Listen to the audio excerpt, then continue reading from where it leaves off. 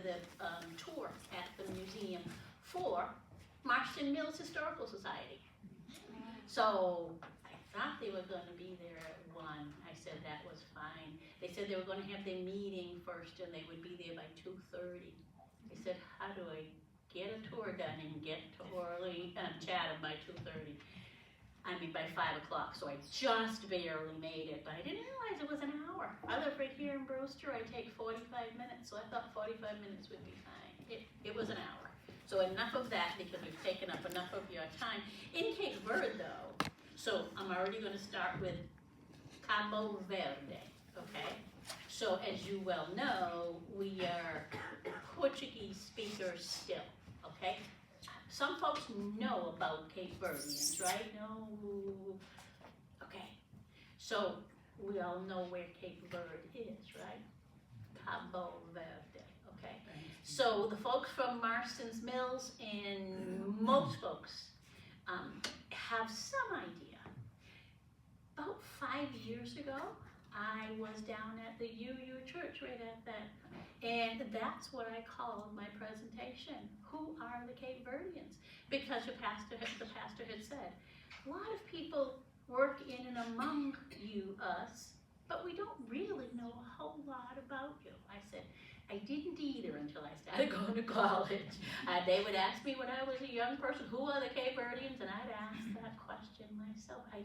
We didn't know. I didn't know what I was. So in all fairness, I'm proud to say I'm a member of the baby boomer generation. I'm 73. But that means I graduated from high school in '69. Why I'm saying that is because this is very important this year. This is why I raced to be here, and I hoped we would make it just fine. And I am so pleased that you're here to listen to this in a full room. Cape Verde, Cabo Verde, became independent from who? Portuguese, huh? So what year? Anyone know? This is why it's so much fun. My daughter was born March 21st, 1975.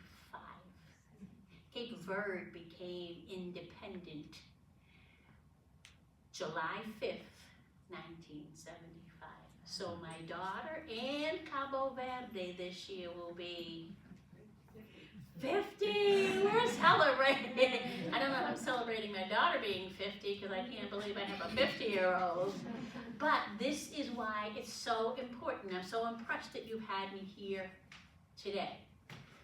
Everyone, from Cabo Verde to Portugal to Guinea to the United States, we are celebrating Cape Verde's independence. I say Cape Verde because when I teach the students, if I say Cabo, I'm confusing them.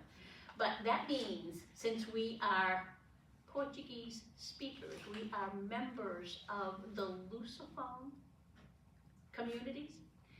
That means Portuguese speakers. So Brazil, their own dialect. So Portugal mainland, where the museum resides right now in East Falmouth, there's a lot of Azorians there, okay? And so and many of you know, probably like Mozambique and Angola. So we are Lusophone speakers. I make that connection together because we're always trying to say, we're all human beings, we're all alike. We know the difference in America. We won't get deep into the whole race thing, but the difficulty in Cabo Verde, in American Cape Verdeans, is the color line like a lot of others. Many of them used to say, remember the words we used to pass? They could pass. And my brother was lighter than me and he could pass. The difficult thing was in high school, then if he's going to pass and he's going to date a white woman, he couldn't say somebody like me who was civil rights movement person was his sister. So it was a very tough high school couple of years. and after that, because it broke our relationship for a while, and then he broke down because of it. I only go there because that's part of the reason that I was inspired to do something to celebrate our history, culture. The mission of the Cape Cod, Cape Verdean Museum and Cultural Center is to educate the public on the rich history, culture, ethnicity, geography, and customs of the Cape Verdean immigrants, their descendants in the greater Lusophone community on Cape Cod and throughout the diaspora. Yes, we do have another language. So I like to give the analogy of the Wampanoags, and they say they are reclaiming their language, okay? So ours is, we will say Kriolus, Kriolu. We are learning to use the K. It is what they would say the allopathic version. So I like to do the fun things like, when you go to the store and you buy ketchup, is it with a C or a K? Okay. K, most of the time, the old way was ketchup. So with our language, all Creole languages, so French Creole from Louisiana, Creole, E-L-E. Haitians, they say Creole, okay? So all of the Creoles are just using the main language, the colonizers' language, and they used to say corrupting it or revising it so that you couldn't understand. We were kids, we'd say pig Latin kind of thing, you know? So I just gave the analogy to the other folks.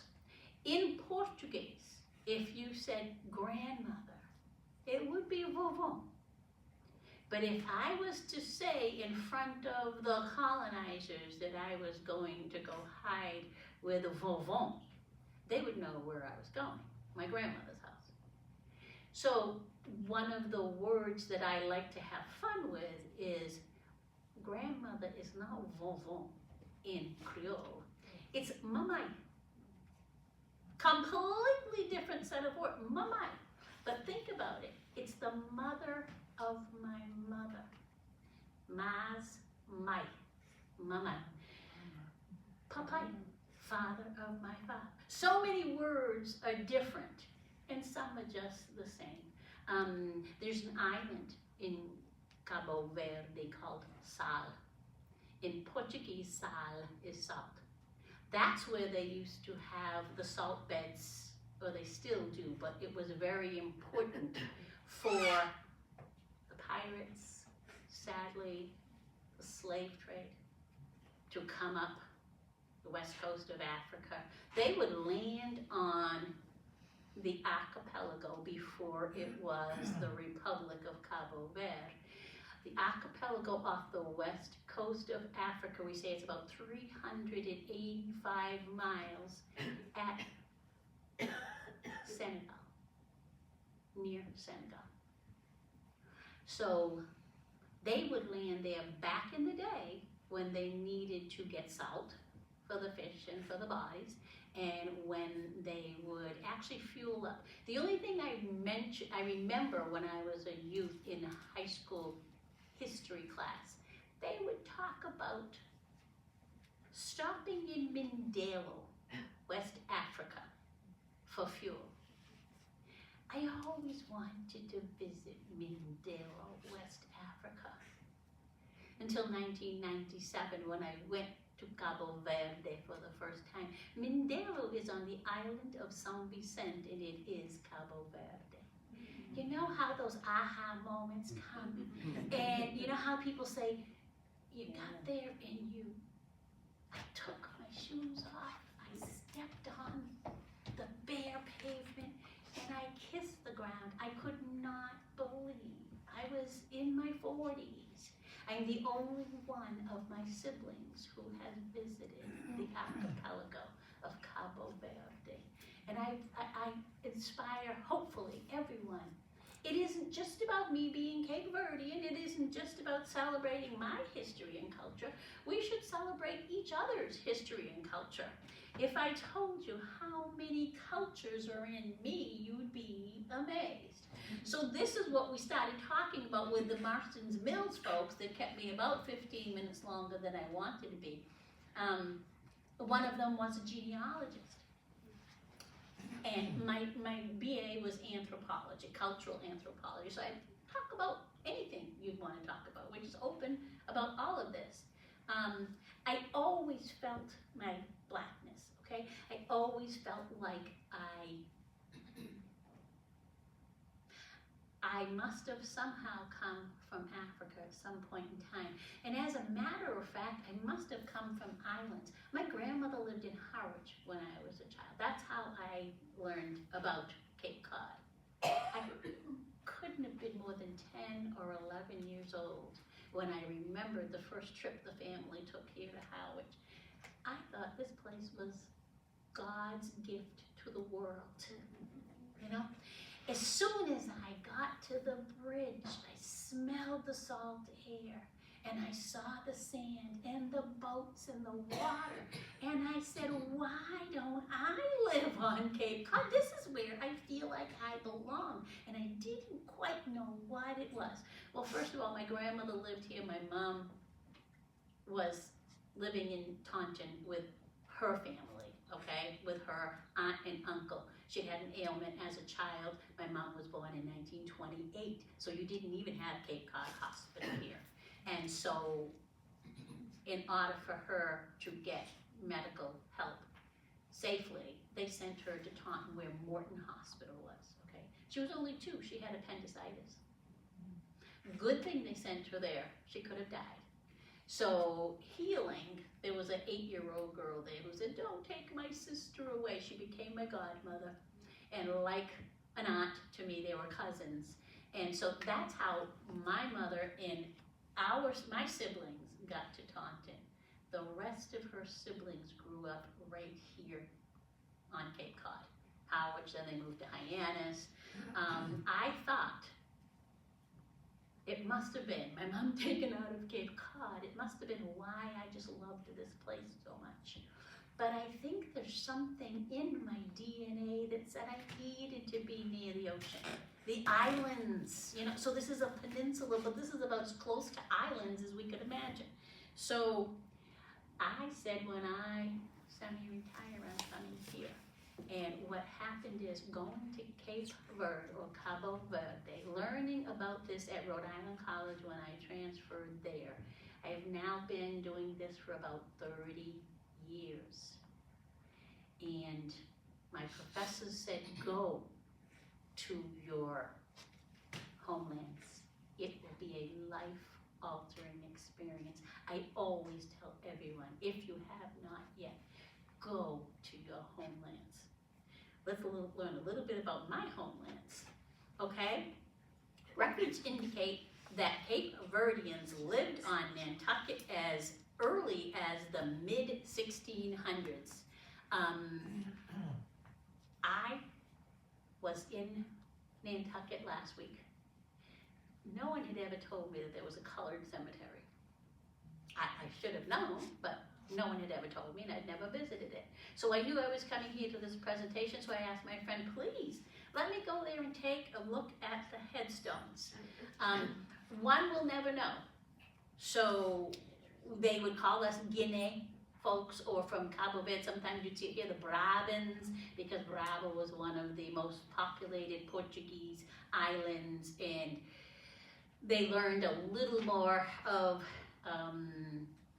schooling. I think they went up to 2nd grade. Many of the other islands didn't get to go to school at all back in the day. 2nd grade, maybe 4th grade for men. The women didn't get much education. But I purposely looked on those islands because I heard there was a Cape Verdean fisherman who died or was born in 1669 or something like that. I remember studying the Cape Verdeans here, whaling 1800s, you know, Cape Cod, 1700s, Wampanoags, we intermarried, all of that. No one ever told me that someone from Cape Verde was on Nantucket in the 1600s. I was hoping to go into this colored cemetery and find a name or two that would help me show you this. The only name that I know, many Cape Verdeans, their name is Lopes, okay? Georgiana is, the name is a family name from old family. This headstone caught me by surprise, because most of the others, as you see, they're names that they don't relate as Cape Verdeans. In Nantucket, many were fishermen, and I didn't know when I first came here either that there of course were bogs on Nantucket, and Cape Verdeans owned their own bogs as well. They did a whole lot of, Howard gets all the credit for cranberries and cranberry industry. We'll talk about that in a minute, but at least we know that there were, of course, and they would have said this is a Guinea man. What did they know? So Guinea-Bissau was west coast of Africa. The Guineans were the blacks from Africa, but many dark-skinned because that's what the climate is. Some like me, but they would more so think that I was Portuguese. On the wall, I maybe am not supposed to take a picture. I looked for the copyright. I didn't see the copyright on it. But when I did a presentation last year for the Cajon, I started researching some of this, and they called this Nantucket sleigh ride. This was a picture on Jim Barrows's aunt's house in Nantucket that I saw last week for the first time. I learned last year about the Nantucket sleigh rides. Of course, they said the Cape Verdeans were very, very hard workers, didn't have to pay them too much. One of the bill of lading on the New Bedford Whaling Museum said, honest, hard-working men will work all day for a loaf of bread. And they did sometimes. They did. Coming over here, what they just wanted was to work their way here to get a better life. Whaling, the Nantucket Wampanoags did that. The anthropologist in me wants to study this because I don't like talking so much about whaling without saying also that, we almost annihilated the whales, okay? So everyone says, and I think I put it here somewhere, Nantucket was once the richest city in the world. New Bedford. Nantucket started first, but New Bedford made a business out of it, okay? So the native folks would find whales maybe washed up on the shore. They were using that for food. And I guess if they had learned to use it for lighting, then they would just take only what they needed. It's us Americans, or as they say, Europeans, but I don't want to insult any Europeans here. It's those of us that learned capitalism, that started overfishing and over killing the whales until we almost lost them. The New Bedford Whaling exhibit had, the visitor center across the street. I'd seen a video maybe 10 years ago. It was called The City That Lit the World. It was very interesting, very, very interesting. But what I also know is, like a lot here on Cape Cod, those big, beautiful captain's houses that everybody said, look at how wonderful. They came here, made a new life, they worked hard. Many people tell us, you gotta work hard. Well, no, what they were doing was also slaughtering the whales and using folks for, almost indentured servitude, I guess it would be. You get rich, but the Wampanoags didn't need to get rich like that. They were just eating off of the land. I know we should do more of that these days, but it was still the richest port in the world for quite a while. Well known for that. It says the sperm whales were considered particularly valuable for the unusual oil found in their massive heads. And this is a picture of the skeleton of a sperm whale next to the skeleton of a human being, just to show you the size of the head. So yes, Nantucket Whaling Museum. I see museum is cut off. If there's an old version of PowerPoint, I'm using a newer version. Sometimes it cuts it off. I learned that in the last presentation I did. I should have known better. But I took a picture of the Whaling Museum just knowing that probably it lists some of our folks on those whaling voyages. I actually did help guide the Whaling Museum in Nantucket 2 years ago for an exhibit that they had there. It's very small, but at least we've gotten there after a couple of 100 years. It's past time. But then I noticed, you see on the picture on the right-hand side, going on the whale, it looks like those are whale bones on each side. And I hope, maybe, I didn't ask, I should, that they're not original. Maybe they just fashioned them like that. I hope not. So if they are, of course these days it's illegal. So scrimshaw, the decoration is a decoration of bone or ivory, such as whale's teeth or walrus's tusks with fancy designs. I wanted to ask Britannica, a trusted source, where that name came from. And so they gave me the description. I do have a couple of pieces of scrimshaw. There's the one from a belt buckle that I found somewhere maybe 20 years ago. And I had it at home. I was thinking this beautiful collection that I'm going to have. When I was 22 or 23, I'm a Gemini. So my ex was working in New Bedford, and you could still see them carving the scrimshaw. So I asked him to get me a cameo-shaped one with my Gemini sign on it, the twins. And I have that. And now I'm sad. I'm sad. I loved the scrimshaw. I loved the artwork, but what I don't like is what we had done. So on the right-hand side, there's the Whaling Museum as well. If you really do want to see old collections of scrimshaw, they have a massive collection.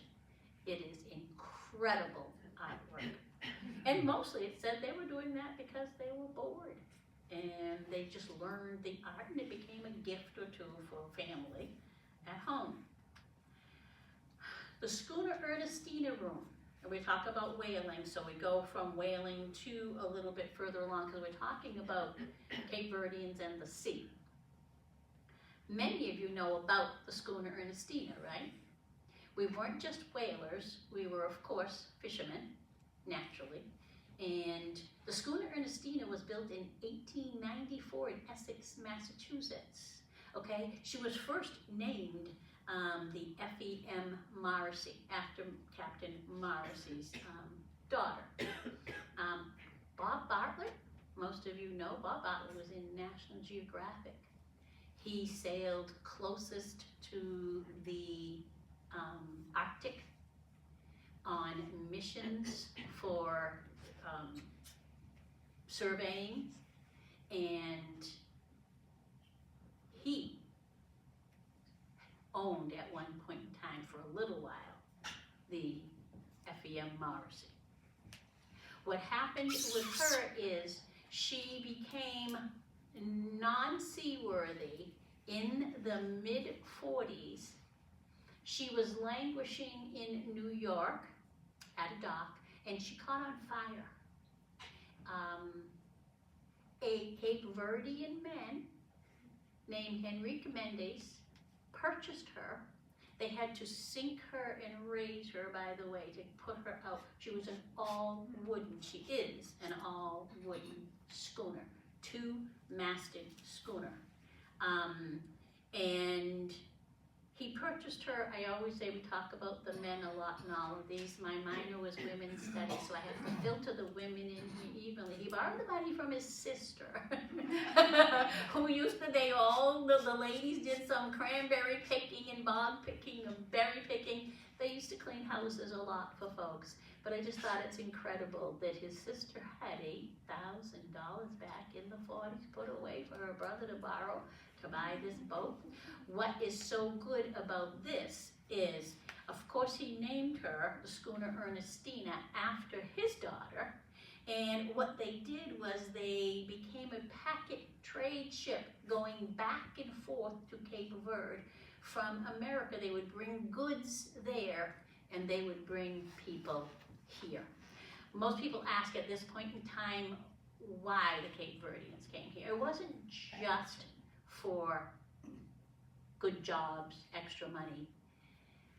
I just read it off the wall in my timeline in the museum. In 1900, there was a 3-year drought in Cape Verde. They lost 16,000 people. That was 17% of the population at the time. So the word we say tuba, T-X-U-B-A, that means rain. And I didn't finish with the C or the K. The reason we don't start, when I said Creole with a K, we started with a K, not with a C. The C would be the Romance languages, Portuguese, would use a C. The K, if you say K, like car, you wouldn't expect it to start with a C, because you say cereal, and that's a C. You don't say SAR. So it really was, somebody told me it wasn't, it was more the Greek type. When I say alopec, people would say to me, oh no, that's the black version, that's the African version to start things with a K. No, that is phonetically correct when you say it right, you know, when you put it like that. Ketchup. So if you went to Cape Verde and said, how do you spell ketchup? No one would put it with a C. When I was growing up, it was always with a C. And I always wondered, well, why did they put the K and why did they put the C? And this doesn't make any sense. Well, of course, they say English is the hardest language in the world, with all of our variances and with all of our, you know, linguistic fun that we have with it. We've got so much slang. The folks come here and they just say, I can't understand your language. You think you can't understand mine? So, tuba, and we don't use the C, it's TX, so if you say ch, it's tuba, T-X-U-B-A means rain. So of course where the Cape Verde Islands are, it is west of Africa, at Senegal, about 385 miles, and so it's near the Sahara Desert. If you remember, and near the equator. If you remember, I said I worked for FEMA at one time, or I said earlier, I worked for FEMA at one time, and the folks would ask me, Barbara, so where is Cape Verde? And I'd say, oh my goodness, you're FEMites. The Atlantic hurricane season, when you start paying attention to it in June or July, now they sometimes say the Cape Verdean hurricane season. The tropical depression starts just below the islands. Now I'm hearing, whether you believe in climate change or not, let's just say, I'm hearing they are getting hurricanes on Cape Verde, but when I grew up, Cabo Verde, when I grew up, the hurricanes did not hit the islands. They started tropical depression just below and over here. So now you're going to remember this when you start hearing them say Cape Verdean hurricane season, here it is. That's where it began. So here we have the islands, we say there are 10, okay? They're islets and little bits and pieces, but you see Brava is closest toward America, or right where the Americas meet. Many in Brazil, many from Cabo Verde went to Brazil. The island next to her is Fogo. So I tell the students, if we said the word in Spanish, fuego, because most of them learn Spanish before they learn Portuguese, and they know that means fire. So the analogy that I give with Fogo, Fire Island, they must have seen either smoke or ash coming out of there when the pirates or the colonizers were passing by, and they named it Fire Island, Fogo. So I give them the analogy that Cabo Verde is a group of islands, and what we call a group of islands, some of the high schoolers or even middle schoolers will know, and I'll give them a hint. It begins with an A. It's a big word. Thank you. Archipelago. So it's an archipelago in the Atlantic over near Africa, where a lot of my people came from. What about, there's another archipelago that our nation owns in the Pacific. Hawaii, thank you. Thank you. Hawaii. So what's the analogy? Cabo Verde would be Hawaii if she got enough chuba, right? So the other reason that they came here was to just very simply escape the harsh reality that you might not make it the next week or month or season. There's just not enough rain to grow the crops. There's just not enough fresh water to feed everybody. I had heard one time that the Cape Verde, or Cabo Verde, in the it must have been in 1997 or 98 when I went there summer seminar abroad, that they had to import 75% of their products. They could only grow, they could only manage to get 25% of what the islands needed. So that's the problems of Cape Verde. What was the book? What was the line? Water, water everywhere, not a drop to drink. So here it's mixed up. So Schooner Ernestina-Morrissey was the official vessel, is now the official vessel of Massachusetts. It was built, it's saying underneath there, at the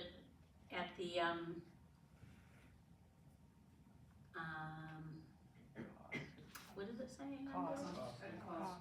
At a cost of $16,000, but it was saying where it was. Oh, it took 4 months to build at a cost of $16,000. It was launched on February 1st, 1894 at the James and Tar Shipyard in Essex, Massachusetts.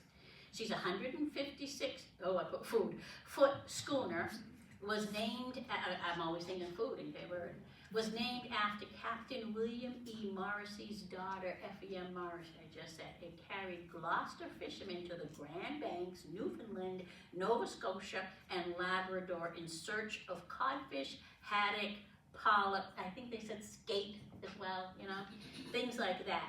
Captain Robert A. Bob Bartlett, an Arctic explorer, purchased her in 1926, which made 20 trips to the Arctic with students and scientists. Bob Bartlett is very famous. You Google him or look him up. He was very famous.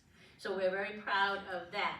And after a fire almost ended the schooner's life, Captain Henrique Mendes bought her and named her after his daughter Ernestina and began the Cape Verde packet trade years. Here's a picture.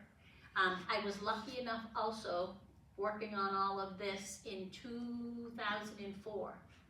The government paid a grant to New Bedford to subsidize the ECHO program, Education Through Cultural and Historic Organizations. This man is the son of Henrique Mendes. And what we did in New Bedford was we were we were giving presentations like this, but to the school children who would come and visit. And we would have them go on the Schooner Ernestina 2-hour trips out into the harbor and back again. They taught them things like raising the sails. What's the lesson? They won't go up unless we're all pulling together, right? Putting the rope round, keeping it at one spot. First of all, you don't want it to knot up. Second of all, you're not going to trip on it. But everybody pulling together. In Cape Verdean Creole, we call it juntement. Hand helping hand. So in our country, remember the barn raising. So people would help each other when someone had nothing. Remember those days? Juntement, one hand helps the other. We teach the kids we can all move forward if we just help each other a little bit. Juntement. In 1982, I named a couple of the captains. So they were sea captains, born here in America, grown up mainly in New Bedford, and I knew a couple of them, Norman Gomes and Tommy Grace. They're still alive. I don't know exactly what years they worked on the Schooner Ernestina. It wasn't in the records, but very, very proud, because what she became to us was like our Cape Verdean Mayflower. We were very proud of her, still are. Note though, of course, if she's a wooden schooner, she's still going to become non-seaworthy. They tried to get her in the tall ships parade in the 70s, and her mast broke when she got just a few miles off of the coast of Cape Verde, and she had to go back again. Very, very expensive. I was there at this ECHO program in 2004, and I thought that was going to be my life's work. I was working for the DCI, Department of Conservation and Recreation, and I was the coordinator for the Schooner Ernestina programs. The kids would learn, of course, nautical miles rather than, linear miles and things like that. The depths of the sea, fathoms. They were loving it. It was a great program. Schooner Ernestina did not pass her muster that year, so she became non-seaworthy. They had to dock her, okay? And it was years. We started SOS, Schooner Ernestina, Save Our Ernestina, all of that. But how we got it was in 1982, since she couldn't be kept up any longer in the poor islands of Cape Verde, the president repatriated her to the United States. And of course, who would have taken her on but Massachusetts? There's me, back in the old days, 20 years ago, 25 years ago, Henrique Mendes and his wife, J.J. Mendes, the son of Henrique. And that picture behind me, the reason I put that in there is because that's a picture of Ernestina herself. And there's a model of the Schooner Ernestina. So why is this all so important, other than Cape Verdeans did many things other than fishing and whaling and captaining? The new life, and I hesitate because they said a couple $1 million. Thank you very much, Massachusetts. We did do some fundraising. A couple of very wealthy donors donated $1 million. Some people say 4, some people say 5 million it took, but finally, you might have seen it a year and a half ago or 2 years ago, it was in the front page of the paper. The E came home. Of course, she was a Morrissey boat as well. That family still loves her, Nova Scotia. They don't want to lose it. So we had to, begrudgingly for me, change her name or add the name. So she's not just the E. Schooner Ernestina was the Cape Verdean gift, but she's the Effie Morrissey as well. So Ernestina Morrissey's new life began, which we had hoped someone would take her on. She's right now at Mass Maritime. So she's living her new life, and it was what I was helping do in 2004 in New Bedford, but she's teaching the cadets how to sail on that boat. In the first few years of the Ernestina, she didn't even have an engine. I think it was like until 1926 or something like that. So only by sail. I have a friend who came here on the schooner Ernestina when she was our beloved Cape Verdean Mayflower. Him and his mom, he said it took 31 days.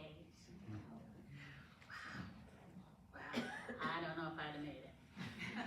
So then, of course, I put this in the middle or toward the end because mostly I started the museum as well because when I moved here, he said 8 years actually, I moved to Brewster 8 years ago. I moved on Cape 10 years ago, back to Harwich where my grandmother had a cottage, and I tried to refurbish it. It was too far gone. But people were saying to me, oh, we know you Cape Verdeans. And I'm thinking, if you're saying Verdeans, you don't know us. You're the cranberry pickers. Whoops. So we always say we rest on the shoulders of those that came before us. Our grandparents worked very hard in those bogs. Why does Harwich get to say that they started the industry? Because a lot of the research shows that they kind of did. But remember, they made it an industry. So they learned how to put the sand in the bogs, flood the bogs, carve a bog out, and just like we said with the whales, just keep hauling that cranberry stuff over to Makepeace and all these folks, and of course, Ocean Spray. I tease again. They say Ocean Spray was built on the backs of Cape Verdeans. But did you see us in their commercials? Did we get residuals? How come it's only white people in the commercials? I thought Cape Verdeans were the cranberry pickers. So I can't make fun of them anymore because 10 years ago I did go looking, Lakeville, the headquarters, and they had beautiful murals on the wall like this. It was magnificently done, a timeline. And I said, I don't see one black face here. I don't see one Wampanoag here. And by the way, the Finnish people were here from Finland. And they learned along with the Cape Verdeans from the Wampanoags. So we honor the Wampanoags. This was their land. They helped us not only survive, but thrive. But remember semantics. Harwich started the cranberry industry. What's the other state? Is it Wisconsin, remind me? Huge for cranberries. North of here, huge for cranberries. I don't know. They say, you know, the story goes to the victor of the war. So if Harwich wants to claim it until we find out otherwise, let Harwich claim it. But the Wampanoags used the cranberries for other things than just food. It was medicinal, and I spent some time, I hope I did it right, I had to re-look at it. It's an excellent source of vitamins, of course C and K. I didn't know we needed copper in us. I heard of manganese, but B complex. So what the Wampanoags would do was use this, of course, a little bit of food. They're very tart. So what we do is we add so much sugar in it for cranberry sauce on Thanksgiving Day, you know, it was not so healthy. And it also, it helped prevent scurvy. Now that's very important. So again, the folks that were here first only took what they needed.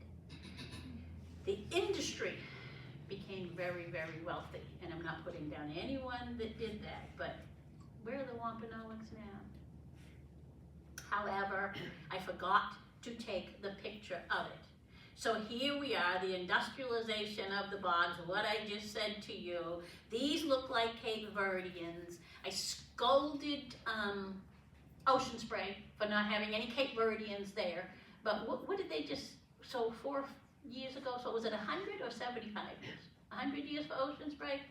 And I heard that they hired a white woman to go and research the Cape Verdeans that worked on the bogs with the Wampanoags and the Finns. And this, 2 years ago, someone brought to my museum a bottle of juice. It said on the front, frutas frescas, fresh fruit in Portuguese. And turned it around, and the Neves family from Carver was on the bottle of Ocean Spray juice. And I just clapped. It's only taken us, 300 years in this country, but we're getting there. That's a cranberry scoop sitting on the cranberry towel sitting on the cranberry scoop. The person I was helping in Nantucket who took me to the colored cemetery, Jim Barrows, he grew up in Falmouth. He was, famous for being a track star. What he says is they didn't teach them enough in school when he was younger. They used the athletes. He should have been in the Olympics. He couldn't pass the muster. So he's a sad elder track star who didn't make it.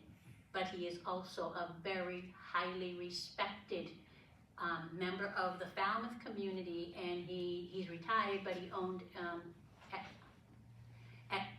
Atlantic Drywall and Plastering in Nantucket.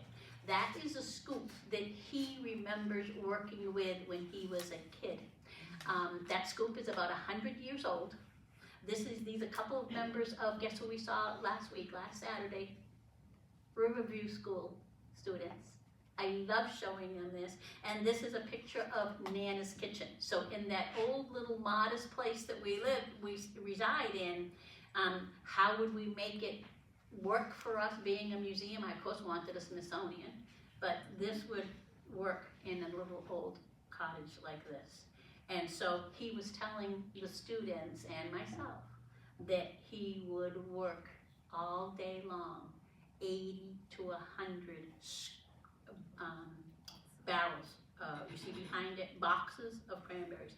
You'd scoop it, and he would show you, if I had the ability to bring that heavy thing, you scoop like this, okay? And then what he was showing them is everybody just says, then you dump the cranberries in the box. No, you have to take out the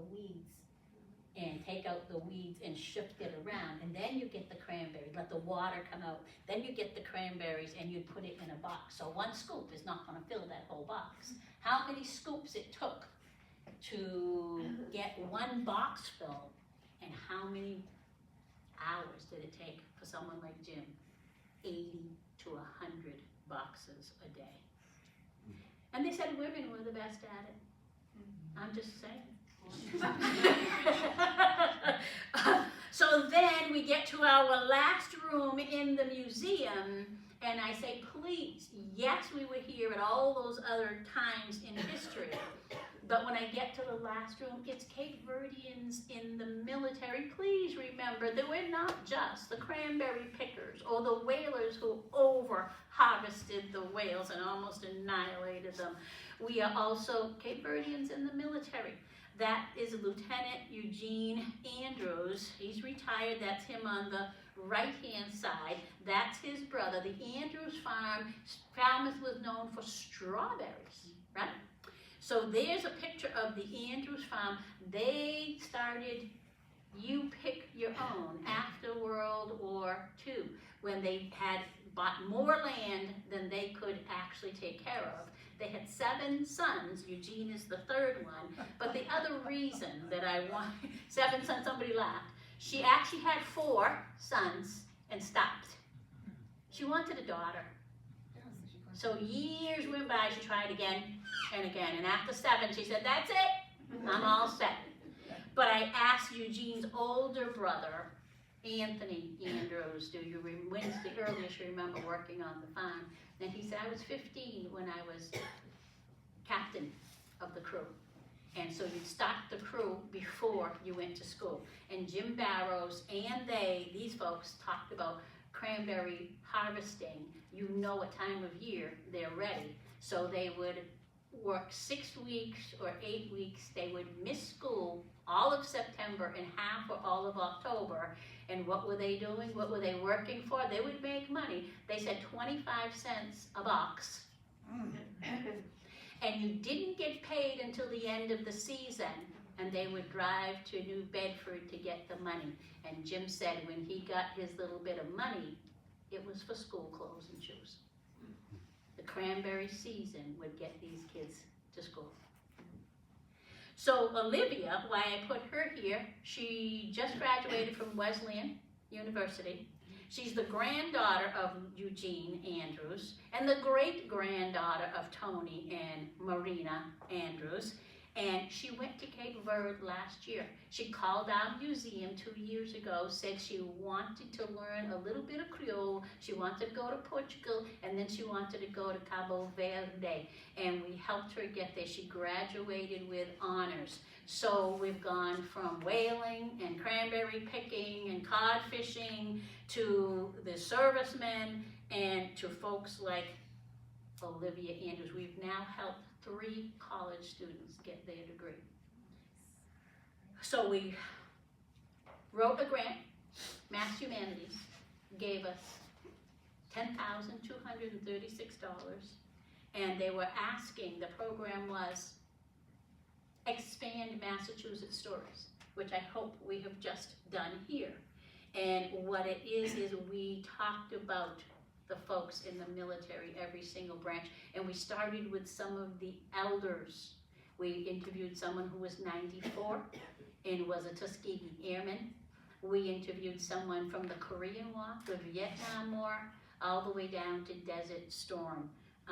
It took me and the group with Falmouth Community TV about 1.5 years to do the interviews, space it all out, edit it. And what we just did was, of course, Judge Layton was in there. He was born in New Bedford. He went into the service after the cranberry picking and the berry picking, he says, because there are blueberries here too that they picked. And when he came back out of the service, he wanted to go to college.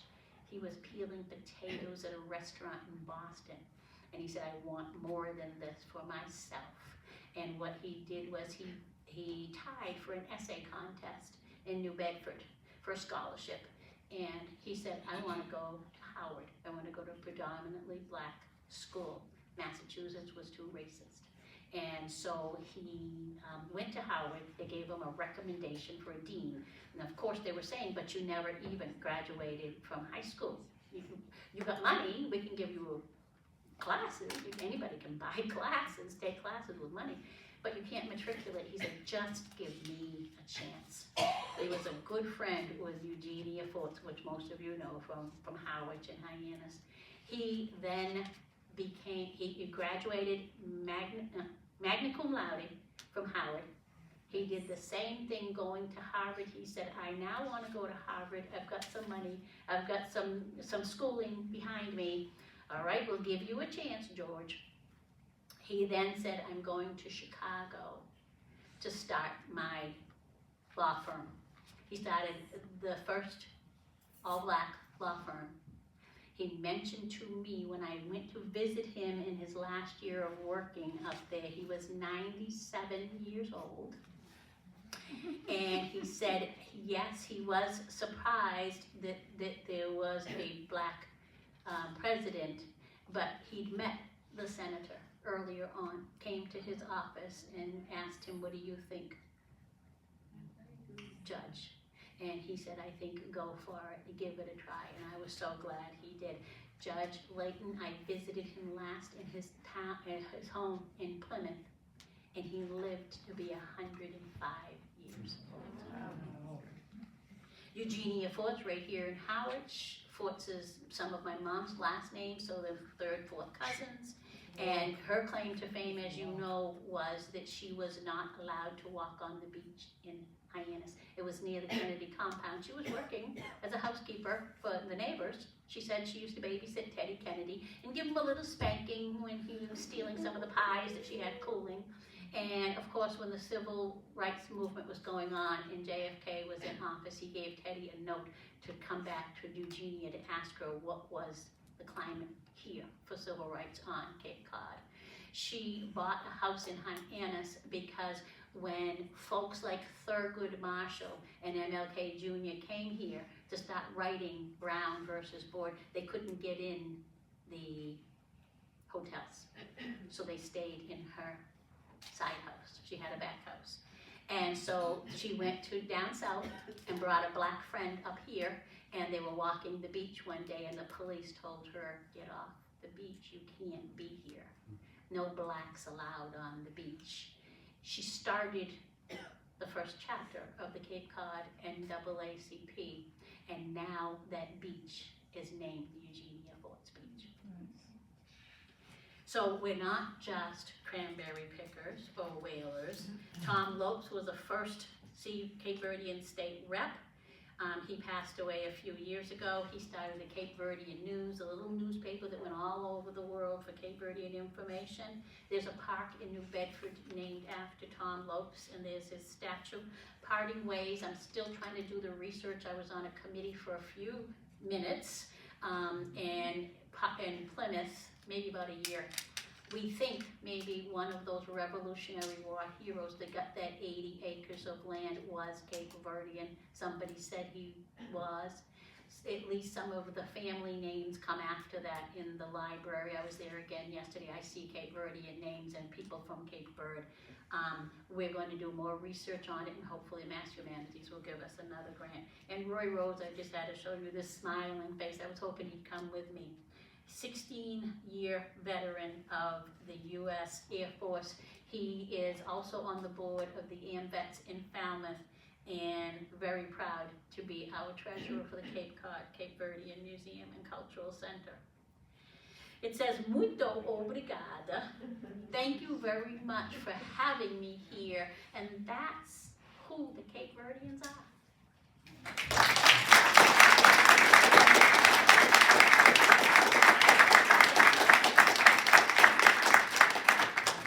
They said in Harvard we were not black or Africans, but this is a Cape Verdean woman who used to pick cranberries right here, working on the bog. This said 1895. See that? Is the Roderick name a Cape Verdean name? So, yes, Roderick is. And I knew a John Roderick when I was a little girl. You did? His wife's name was Kay. They don't live here around here anymore. They don't live around here. Here's a Standard Times. I got a few things, but I know I was delayed, so I couldn't set them all up. The Standard Times in New Bedford. It was dated 2002. And it says the oldest American dies at 114. Cape Verde. It was a Cape Verdean. And what was their name? Adelina Dominguez, 114, the oldest person known to be living in the United States, died on Wednesday, and she came born in the Cape Verde Islands on February 19, 1888. Yeah, I heard about her. Right. Strong So she was a people Cape work all Verdean. day for a loaf of bread. Fascinating. I know that time is up, but if there's any questions, I'd be glad to. It's a lot. We've done a lot. Very nice.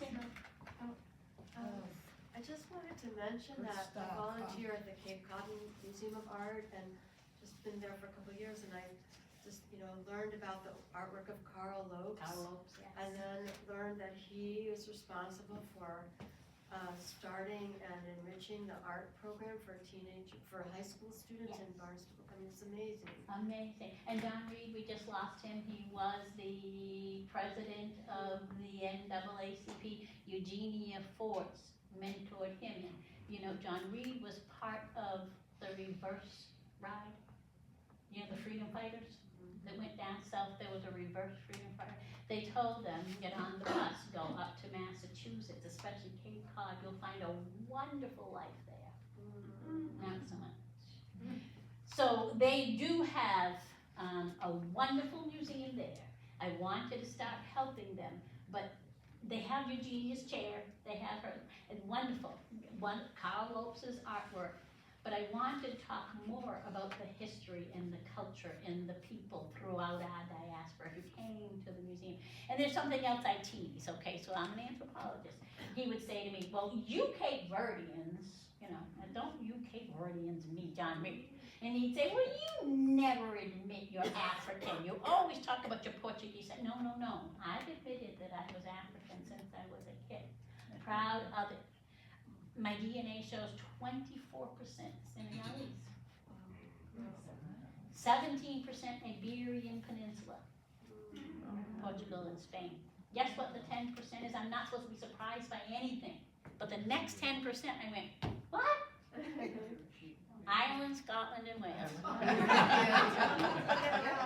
When I used to sing to my brother Daniel, my brother-in-law Daniel, oh Daniel, they'd say, stop it, you're not Irish. Everybody's Irish on St. Patrick's Day. And I'd wear my Irish green hat, I'd wear my socks that said, kiss me, I'm Irish. And I just love being Irish. I couldn't figure out where that came from. My DNA shows I'm 10% Ireland, and then a little bit of Mali, Cote d'Ivoire, 4%. Guess what the last 1% is? And I'm not supposed to be surprised. Jewish. Oh, wow. We learned in high school that they were sent in position. And if they were sent out of Spain, where would they go? We know they're Jewish in Morocco. Sephardic Jews.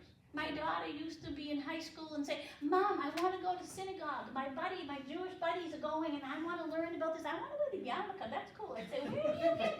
We're not Jewish. My son-in-law is Jewish. So we are a little bit of everything, but please don't call us rainbow people. You know, Jesse Jackson did all that. I don't have orange in me. I don't have purple. You know, I'm a human being. So what do you call this mixture? Cape Verdean. Cape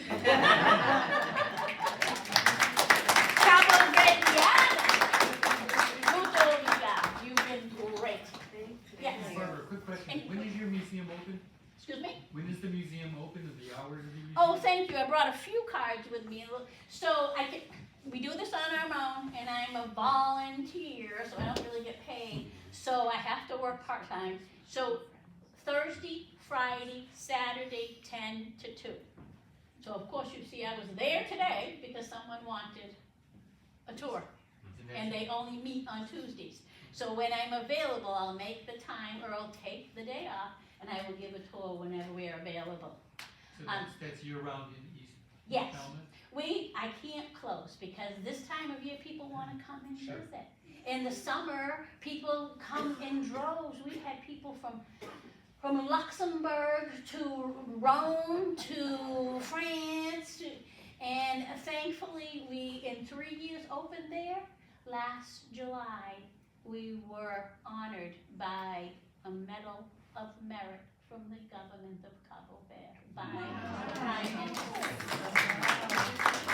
And they asked, the president of the University of CV has asked us to replicate pieces of our museum on the university. So we're going back in June to start working on an exhibit in Cape Verde on Cape Verdean Americans.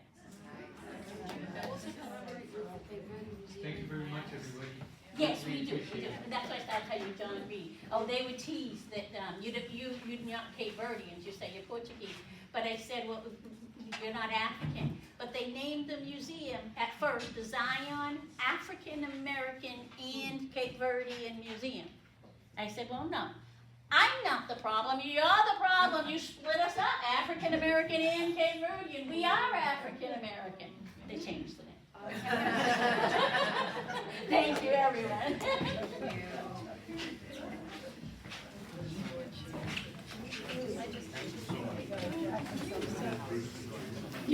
Yes, I will get your coat. I heard you were up front.